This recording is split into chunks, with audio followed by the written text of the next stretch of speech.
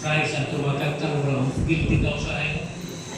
Ay, gamay ng problema sa ito. Kasi bata. Gani na itong exit na. So, hindi mga pagsulay, doon ay magkatuyuan na nung ihatag si Ginoo. Usahay at kayo magkapog na ipalayo ang mga pagsulay. Pero matod pa sa Biblia, hindi ka lingkod, hindi ka muabit pagsulay. Amen. So, hindi pwede yung shortcut. Basahan na sa chapter 5 sa Romans, sugod na sequence ba? Dito sa pagkahimuli mo natin. So, sa'yo maglabis na sa usawa, ako na siya, problema ba? Saan ka na problema? Ito yung nasa Ginoo, kailangan siya. Ito yung alam. Kanang ko ka, magpapakita mo ka na, ito na nakatuyuan. Di ba? Wala siya na dili ang Diyos pagpadala na ito mabutang katawuan na niya. Kung dili, at hatag na siya na yung nasulahan, mahirap makatikang bata ng mga pagsulay. So, before ang mga trial sa unahan, kita na ang Ginoo kung sa mga pagsulay dito. No? Pero dili pa na ang sansay na kanya para maka-supply na sa akin. Wala na itong salintang, siguro nga mga sa Ginoo.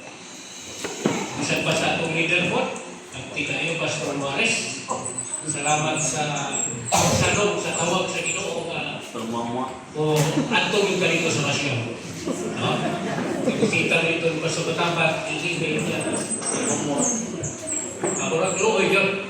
Siguro Pastor, ay simbal ito ka nagkandaw ng sungkod. Kaya pagkabot kung mga alas 10, pwede na ginita. Kaya doon naman kayo ito. Doon kayo ito. Wala supply. Wala na. Masih maugas Pastor ito. Magta niya alas 12. Magta niya po. Grabe. Wala na. Nakantos pagpangalakan, nakantos pa sa tikumanan. Wala ito sa pagdapat. Kaya ito pinipagkita ang pagi na malubahan nila. Tatap siya, gano'n na siya kay Manong. Tabahin sa kalibutan ng lugar ako lang ako. Mula yung ingon sa Pilipos Kapitulo 3. Doon na ba yung sa nini? Na mag-iskot, kapahin, doon sa inyo nagkapot, please kalimutan, ako lang ako. So, ito walang tao, ginaboy ng Apostol Pablo, hindi siya sa basta, kay Parisyo na po siya. Hindi siya tiyaw-tiyaw ng pagkatao. Ito naging siya direct. Pero mga iksoon, sa entrada siya pagsulat sa Biblia. Magbasa tayo sa Kapitulo 1 sa Roma, Kapitulo 1, ulipon sa Diyos. Pilipos, uno-uno, ulipon sa Diyos. Dili sa Tito, Kapitulo 1, versikulo 1, ulipon sa Diyos. Tapi ang ulipon, no? Mga tao karon nangita yun, mag-eskwila yung bayo, kaya mga himuli dyan. Pero, pipila ng tao, nagandroy, kumahimo sa ulipon. Tingnan tinuon. So, ato nakita din yung mga igsoon, nani usahay, na may speaker ka, hindi mo ba na hindi mo ba pastor at ang introduction ka at ang i-announce sa simbahan niya bago sa iyo ang mga educational background mo sa iyo na ni maulaw ko lubos ganito magpasa sa high school sa una niya yung pinapil kung hindi mo introduction ayaw na hindi pastor kayo para magkuha ano saan kaya bawa sila supervising minister ko mau na i-introduce dito pero bisan pa man lang nga ang supervising kurang ako dibati sama ni Pastor Mark pa, kurang ka-trust siya, kurang kaya nanibot siya sa kanila. Kurang ilit na hapon. Ako sa pagwali ko lang doon gano'n, pagpalihan ko ba ni Pastor Mark. Kaya gusto lang ko magpapuli, so pagpili-pili pa lang sa online, replacement nila ako pagpunta dito. Pero ako pwede sunod. Saan mo ko, luha namin dito, ako pwede sa sunod. So, rating me. Kung pagkabot dito sa country, dito sa Pastor Gerson, ako mga ni-ISM, ISM. Wala pa mo rin. Hangin mo. Niisan o dipili na mo sa inyo ang district kung makamoy supervising o ISM. Magbuwag mo. Magbuwag mo. Kaya siya na ibag mo napilit na chairman sa appointment. siya yung mag-appoint kung pinsan yun. Bisa pa na yung o pili ka sa district mo mauna. Pero siya na ang final. So doon na yung sa kakauban ng mga nilagay siya rito tungkol kaya di-ilis naman siya. Bisa dinaon siya yung area na siya hindi mo supervising minister. Pero pag-appoint ito kapasok siya, so i-ilis na siya. So, siya mo kay mapalay ko din sa ato national.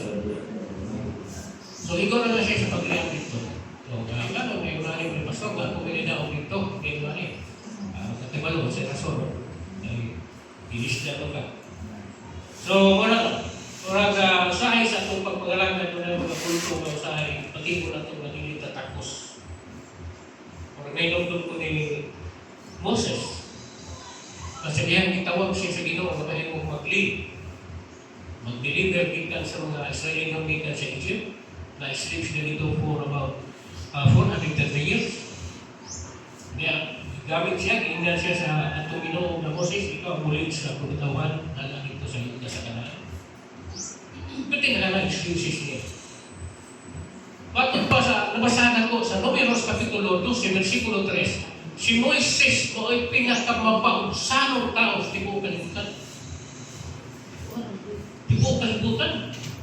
Grabe siya ka mapausanong. Ang sabi ito po si Moses. Dahil ko ba siya mapausanong kayo tao? Ginoo din ko tapos din ko ang tao ba, agay ko madali ito ay dapat kayo siya mag-ipan. Pero Ginoo ako'y naghimo, di mo ako'y nagpalimo ka lang. Ubanan ka ka. Pero hangkul kayo si Moses. Pero kung tanaw rin ko ang yan, educational attainment niya, nagtakot siya sa royal family. Advance kayo yung kinabuhi. Tuwa siya dito sa palasyo sa hari. Iisip siya ng usa. Anak sa hari, apo sa hari, kadugo sa hari. Sa buhat Kapitulo 7, versikulo 22, tanang ka-alam sa Egypt, nahibaw ni Moses. Sabi sa Moses, right tayo, no? Pasabi mo na sa Acts chapter 7, verse 22, tanang kaalam sa Moses sa Egypt, nahibaw siya. Pero nga nung i-atras pa maging siya. Lagi siya nagsaling siya, papaling magtatakos. Pero yung Ginoo, ikaw yun ang akong ibigin. So, lagi no? So, kita magmakay na nahimog tayo na iserbat ka ron.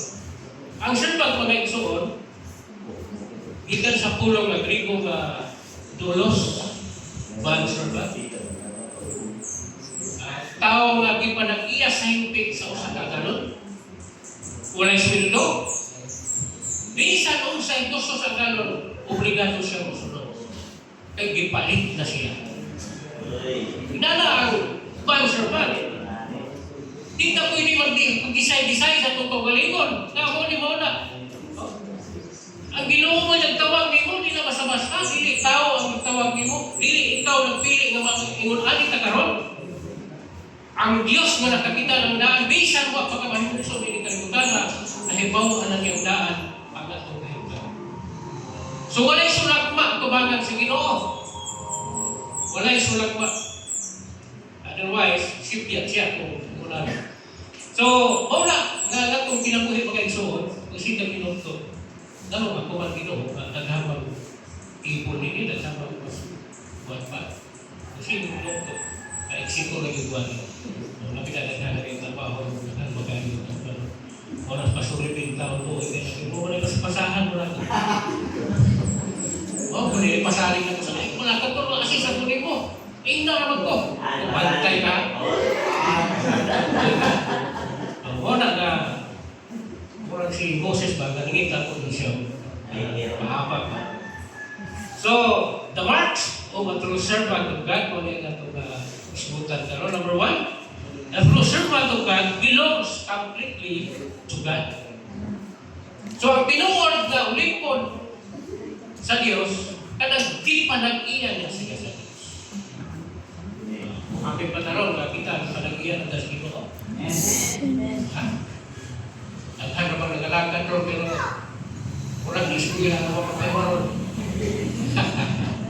E belum tahu sa iskuila mga kayo ron. Dagan nagalagad ka ron. Oh, nalagad na sila. Pero pamunta lang. Nada ba sila sa Ginoo? Manila ang tinuod ng relasyon sa Ginoo, pasiguli na ba? Wala sila kasiguruhan. Kita na niya karon, reconcile at atubagan sa Ginoo, tanan ko sa kuha sa Ginoo, o tanan niya ang access sa tanang pamagi aron gamay mo kang epektibo nga instrumento diya sa buluhan doon sa Ginoo. So kining dulos mga igsoon, wala ni say freedom nga pag-save ko ron, hindi siya pwede. Magkulat yun ka sa higpit, kaya ipanagiyan, ipalit na ng kanya. Wala na kayo katungkot sa imong kaugalingon. Wala mingon siya sa Galatians chapter 2, verse 20 nga, I am crucified with Christ, nevertheless, yet not I, but Christ liveth in me, and the life which now I live in the faith, I live by the faith of the Son of God, who loved me and gave himself for me. So, giisip na niya kaugalingon nga, dili na ako ang nabuhi karon. Si Kristo na ang nabuhi. Sa ito pa siya na magbuot sa ako kinabuhi. Kaya pag-ibon na, for to me, to live is Christ. Wala na'y laing tumong sa imong pagpakabuhi. Sa niyang naluwas ka, si Kristo na yun. Ha? Wala na laing tumong. So kung ano makita ang puling sa Ginoo nato, grabe kayo ka. Grabe kayo pabilin doon. Langit ng pagtawag. Diyos na mo ay nagtawag ni mo. Ha? Wala bang mga kurso ka sa kalimutan na nasa basta na? Pero hindi siya makasurpas sa limay kulit. Pinakataas yun ang kulit ikan sa Ginoo. Talagsara ang kaservisyo niya sa iyang parasan. So, kaingot ng Ginoo, kita din mo ang kasaligan kung hindi pa ako'y magpunimuhan ng namuluhatan. Dili man sulagma Ginoo magitawag mo din mo. Tanan, sa wapang ganit kumay muksok, sa wapang ganit pukura kalitugan, kaya bawaan ang imo ang tanan. So, una na, no? Kung hindi ka mo surrender. So, mula gito, nila sa 1 Corinthians chapter 6, verse 18 to 19, kaya wala pa kamo mahibalo, pagkamo templo sa Espiritu Santo, o kamo, kung saan, dili na inyo sa inyong kaugalingon. Dili na kita'y tag-iya sa itong kaugalingon, pero ipalit na kamo sa kaugalingon. Busa ang mayarang ng Diyos. Diha sa inyo, mga lang. Kaya kamaturan ng mga igsoon na dulos. Ipalagyan ka sa higpit sa Ginoo. Pero usahay mula na Griego, ang itawag na ito, slave o servant. Kini kitawag mo mistios. Kining mistios, mawali siya ang mga tao nga i-hire siya. Anong sweldo ba? Kaya kanaghanan na ni doon na sila kagawasan. Pwede nila malingon nga, Sir, muli sa ko siya ng isang kabuhan. Ang uban, independent labor yun. So, na sila yung freedom na sila kagawasan, unlike sa dulos. Bakasyon sa ko, Sir. Nasa yung freedom. Baga, sinilduhan. Pero magpili ta, asa lang ta aning servant. Kanang servant nga mistios, ang kita rin mong buot, desisyon, o kanang wak na kay kagawasan, mag-agad kas magubuton sa mga agad. Ha? Kalimut ka usahin kita mo drive. Kalimut na ta, sige na umawin. Hindi ko na ito. Hindi mo na ito, driver na ito. Hindi naman ay ako ang tag-iyasa ng pag-uling. Ipalit ko rin sa Ginoo. Usahay, wala na makita ko sa ito. Wala na. Mabot ang panahon na manisurahin ka. Diyas ko pangalagin sa Ginoo na usahay kini. Nakalimutan natin na hulos. Obligado kita masunod. Bisang pag-ilit na gusto. Wala ang hulos. Si Apostol Pablo ay siya, he recognizes God's ownership. Yan ilang. Nagipanagingan na siya sa Diyos. Wala sa mga Korinto 6, 19 sa 20. Nasayot na siya dili na iyan, siya kung galing. So, he submits to God, to God's authority. Isumbitan siya sa kabubuton sa Diyos. Ang ulipon walay kagalingong agenda.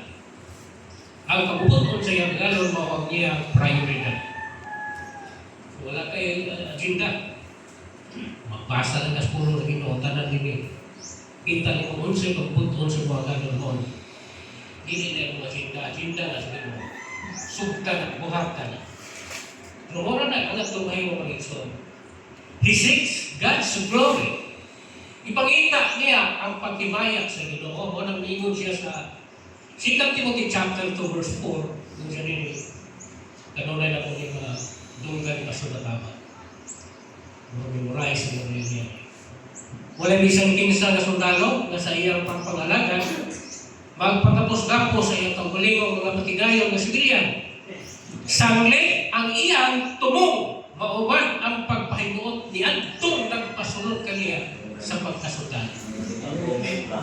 Karon ko na mga isuon. Ang ato na itumong karon mga isuon. Kamakita mo pagkapos-gapos. Pagkakagapos ng isuon.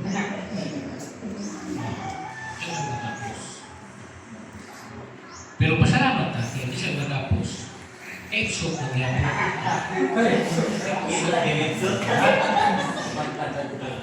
Exo niya po na. Wala nga. Ang tumong kaya sa ating pagkasundalo ni Kristo, huwag yung papahimuot ka niya. Huwag ganyan ang tumong yung tumong na to glorify God. Ikot siya sa ikanong Korinto, kapatid 5, versikulo 9. Wala na lang tumong, hindi na paghimayan ang nato kanya. So, mo na siya. Yung ipanikamutan na sa niya, nahimo siya ipasunod sa Ginoo, gihimo siya sundalo, gihimo siya magbuwali, giluwas siya, bisan tawag siya o siya ang labing pinakamakasakala, siya ang pinakahugaw na tao. Kung pinaagi sa grasya sa Ginoo, ipaputi siya, gigamit siya ng instrumento, gihimo siya magbuwali. Wala lain-lain tumong sa iyang pagkaliluwas, mao paghatag o himaya sa nagluwas kaniya. Sa naghatag kaniya, sa katungod nga mahimo siya sundalo. O kung nakikakaroon mga isoon, sa itong pagpangaragan, wala tilain nga hunahunahon, hindi nito hunahunah nga dahil kunta sa mga pauban, dahil kunta sa mga tao, yung hunahunahon nga sa patagkaroon mo niya, bisihan, ikaw lang sa hunahunahon na buhat ka sa punta sa pagkalimaya sa Ginoo. Hindi naman mag-inusaran ka kay naman din na ang tagang meditasyon. Meditasyon na labi ng mga ulit tao. O si Pastor Carlo may nakapaburo. Ito kasi may nawali din eh. Dagdag ka ni tao yung Suarez o siya. Pero Pastor, sunod ka mo na pupuli tayo para magkabawas maglantan sa kamay mo. Gana ba? Dagdagan yung mayo ko. Grabe, Pastor. Dagdagan. Sakto hindi. Sakto yun. Pabor mo siya rin. So, bawas lang. So, kinanaan na ito, buluhat ito. Kailangan mabantay na sa pagkagalingon na bilang pag-inusaran ka. Hindi tayo magana ko. Kung magway na kailan na ito. Kaya sa merkado, ilang kumutok ano kinsa? Basta may maros mayala, ilang yung kumutok ang kinsa? Ako dito, mas na play,